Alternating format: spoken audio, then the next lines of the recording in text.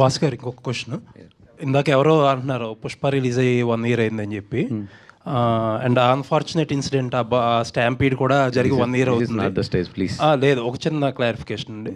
ఈవేళ multiple reports వస్తున్నాయి దాని గురించి, ఆ బాబు అలా ఉన్నాడు ఇలా ఉన్నాడు, లేకపోతే బన్నీ గారు ఇచ్చేస్తున్నారు అది చేయట్లేదని రకరకాలుగా ఉన్నారు. అసలు ఏంటి యాక్చువల్ స్టేటస్ ఏంటో మీరు చెప్తే బాగుంటుంది.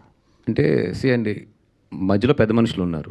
ఎవ్రీథింగ్ ఏదొచ్చినా కూడా త్రూ మేము దిల్ రాజు గారు వీళ్ళందరూ కూడా ఉన్నారు మధ్యలో. వాళ్ళందరి ద్వారానే అటు నుంచి ఏదొచ్చినా ఇటు నుంచి ఏదొచ్చినా కూడా సంపాదించి వెళ్తున్నాం.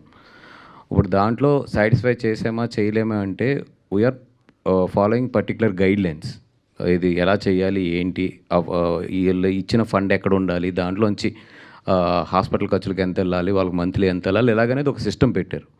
అదేమైనా సరిపోవట్లేదు, దానికి గురించి ఏదైనా మాట్లాడాలంటే వాళ్ళు పెద్ద మనుషులతో మధ్యలో మాట్లాడచ్చు. వాళ్ళది ఏదైనా మేము కరెక్ట్ చేసుకోవాల్సిందంటే చేస్తారు.